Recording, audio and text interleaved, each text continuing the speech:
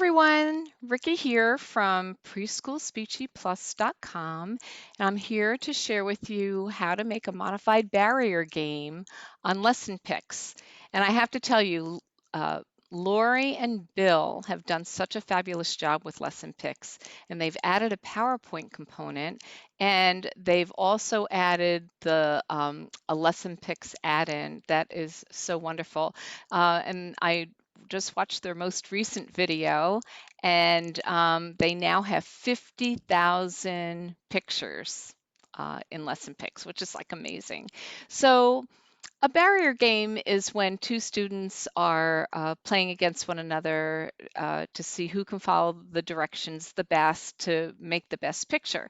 Well, I'm calling this a modified barrier game where the student is listening, they're following directions, they're learning spatial concepts and temporal concepts and uh, giving object descriptions, and they may tell me what to do, which they love to do.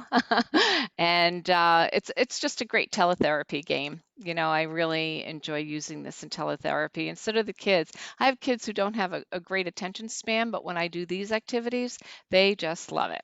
So basically, the first thing that I do is create a scene. And you know what, I wanted to show you how I did that. So I'm going to just delete this one, and I'm going to add a picture, new slide, and get rid of the front here.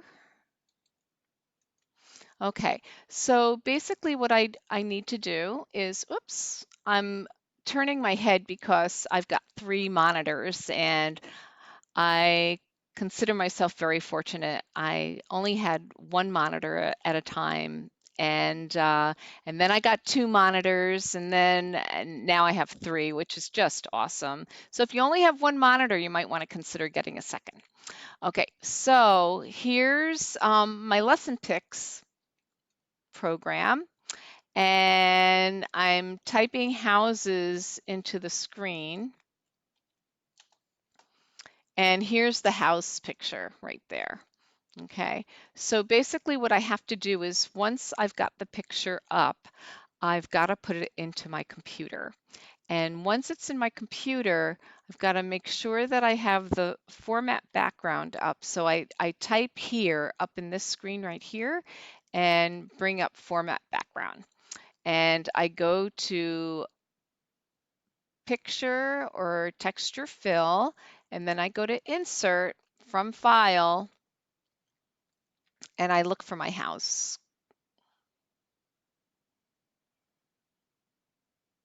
There it is. Okay, and I'll insert it, and then it's set as a background.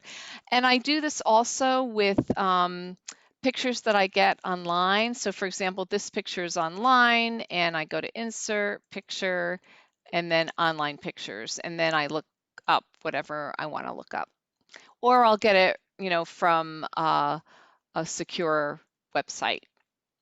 And I always make sure the copyright that, there isn't a copyright infringement. That's really important. Okay, so getting back to the screen, so here we have our picture, and basically you can add more pictures to this scene if you want. So I have a boy throwing a ball over here. Maybe I want to add a boy kicking a ball. So I'm going to click on the boy kicking a ball. Now, when I do that, a lot of times kids just go, "Where'd that come from?" And I'll use my little abracadabra wand too, which they love. And you can resize, you can crop.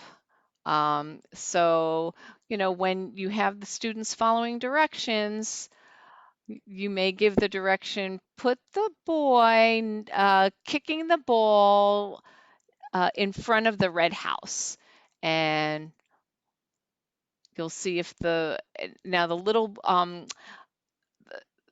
I do give the families control on Zoom, but if they don't have the control, then the child at home just points to the picture of the boy and a picture of the house, the red house, and that works out pretty well.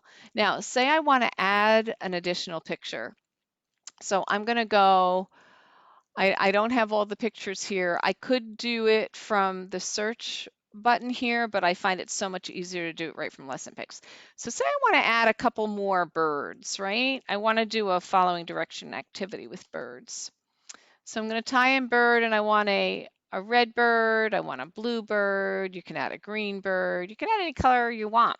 You could even, you know, you can add additional colors as well. I just added the first three that were on the screen.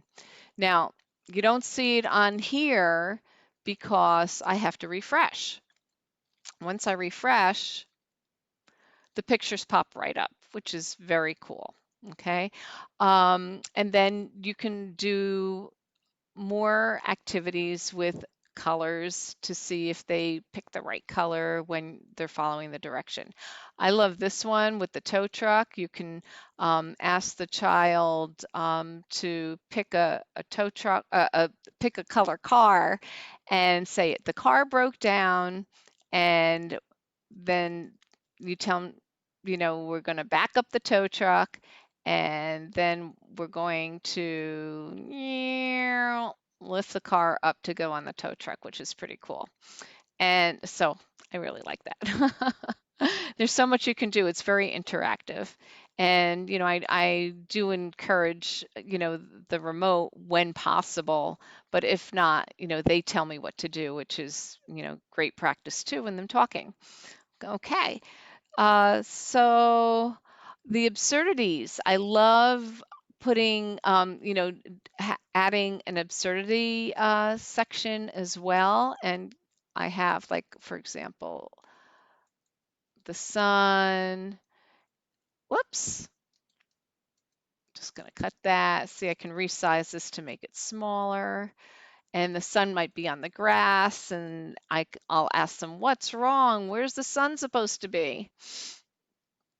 I don't say where's the sun supposed to be until I see what they say. I always give them time to respond. I don't. I always give them wait time. And then, you know, the sun goes up in the sky. Maybe the girl is up on the roof. And I'll, you know, I love to see what kinds of sentences and language that the students come up with when they see something silly, but they love that.